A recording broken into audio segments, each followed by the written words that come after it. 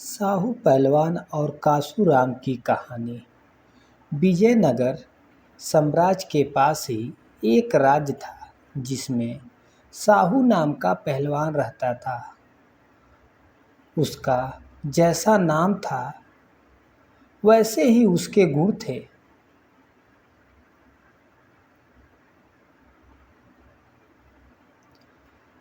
साहू पहलवान के हाथ पैर हाथी जैसे मोटे थे और कद करीब 7 फीट और रंग काला था।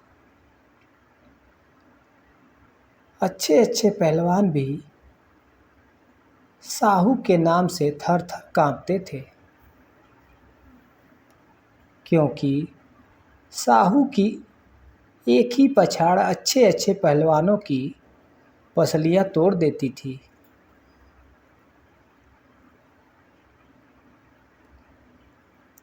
जिस राज्य में साहू रहता था उसमें कोई भी ऐसा पहलवान नहीं था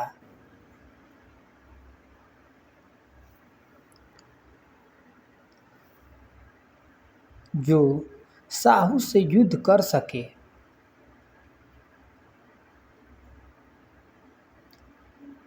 धीरे धीरे साहू को अपनी शक्ति का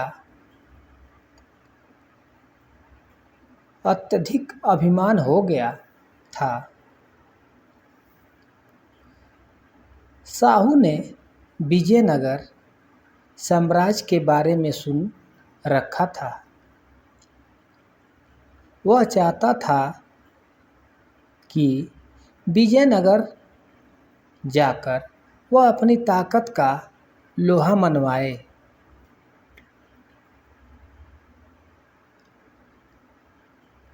साहू दम भरता हुआ विजयनगर में आया और वहाँ के लोगों को युद्ध की चुनौती देने लगा, लेकिन किसी भी नागरिक में इतना साहस नहीं हुआ कि वह साहू से युद्ध करे। साहू का साहस इतना बढ़ गया कि वह विजयनगर शहर के किले के मुख्य गेट पर जाकर खड़ा हो गया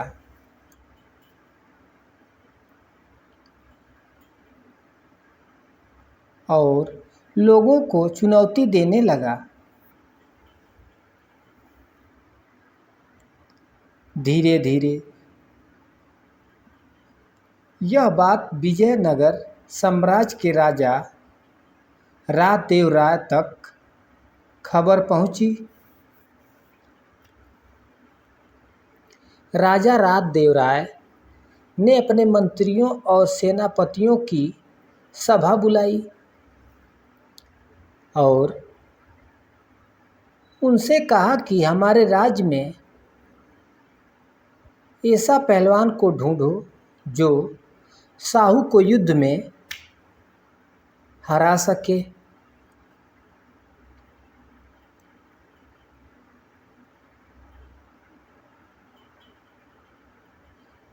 राजा ने मंत्रियों और सेनापतियों को एक दिन का समय दिया।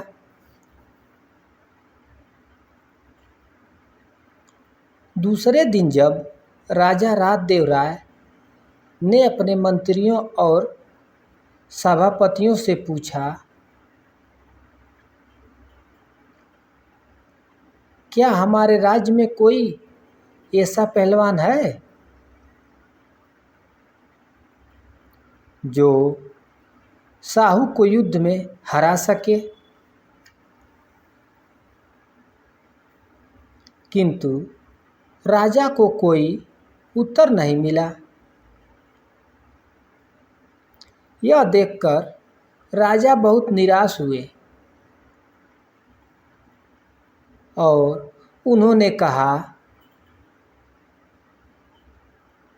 अब हमारे पास 2 ही रास्ते हैं, या तो हम साहू को उसके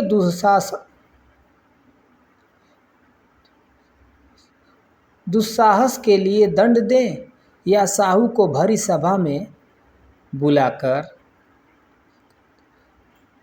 पुरस्कृत करें कि उसके समान दूसरा पहलवान विजयनगर में साम्राज्य में नहीं है। किंतु इन दोनों ही स्थितियों में विजयनगर को ही शर्मिंदगी झेलनी पड़ेगी। तभी कासूराम भरी सभा में उठकर बोले, महाराज, मैं साहू से युद्ध करूंगा। यह सुनकर सभा में बैठे सभी मंत्रियों और राजा राजदेव राय को भी हंसी आई। राजा राजदेव राय ने कासूराम से पूछा,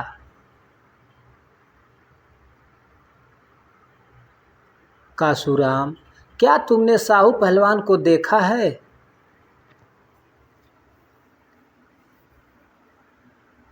और क्या तुम उससे युद्ध कर सकोगे?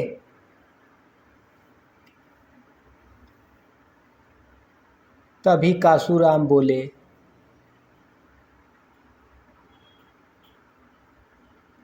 महाराज, विजयनगर साम्राज्य की शान रखने के लिए मैं साहू पहलवान से युद्ध करूंगा, चाहे इसमें मेरी जान क्यों न चली जाए।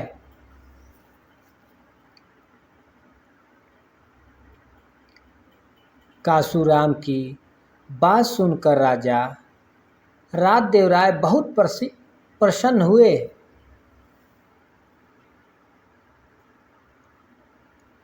और उन्होंने कासूराम को इसकी अनुमति दे दी। दूसरे ही दिन शहर में ढिढोरा पिटवा दिया गया कि साहू पहलवान से कासूराम युद्ध करेंगे।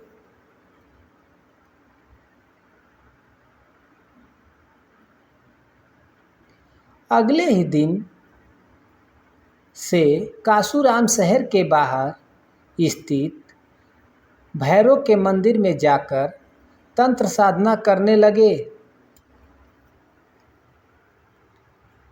यह बात साहू पहलवान तक पहुंच गई। साहू पहलवान ने सोचा कि मैं भी चलकर देखता हूं कि कासूराम भैरव मंदिर में किस तरह की तंत्र साधना कर रहा है। साहू जैसे ही भैरवनाथ मंदिर में जाता है तो देखता है कि कासूराम भैरवनाथ की प्रतिमा के सामने बैठकर तंत्र साधना कर रहा है।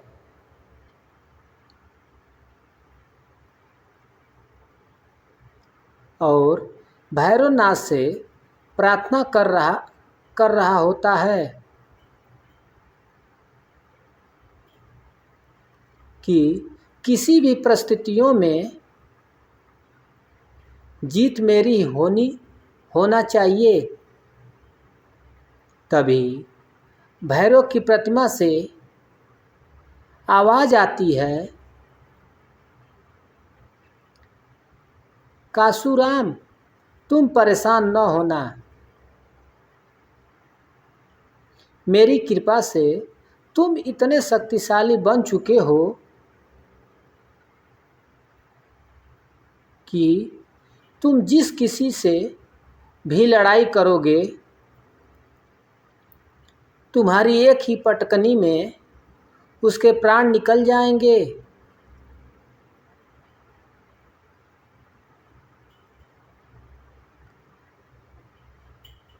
यह देखकर और सुनकर साहू पहलवान बहुत ज़्यादा डर गया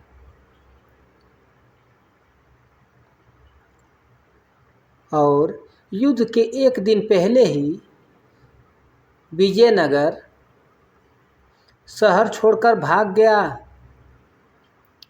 दूसरे दिन जिस स्थान पर युद्ध होना था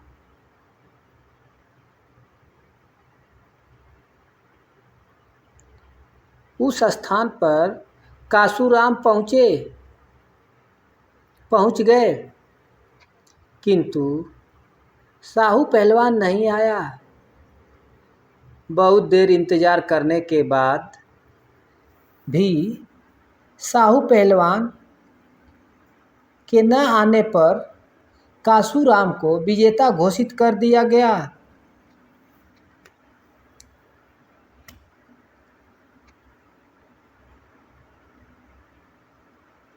यह देखकर राजा राजदेव राय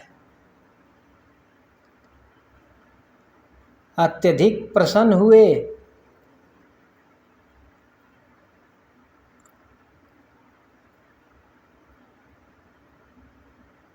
और कासूराम को एकांत में ले जाकर पूछा, कासूराम, तुमने यह सब कैसे किया? कासूराम मंद मंद मुस्कुराए और बोले, महाराज, मैंने तंत्र साधना की झूठी खबर साहू पहलवान तक पहुंचा दी थी और जिस दिन वह मंदिर में आया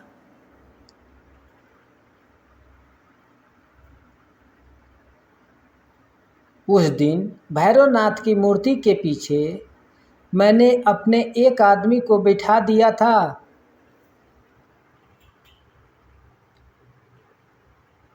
और मैं उसी से वार्तालाप कर रहा था, जिसे सुनकर साहू पहलवान को लगा कि मैं सचमुच भैरवनाथ से बात कर रहा हूँ और उनकी कृपा से मुझ में असीम ताकत आ गई है।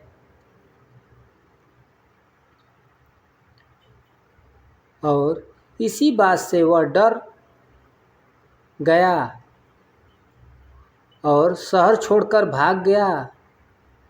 इसी तरह कासूराम ने हमेशा की तरह विजयनगर की लाज रखी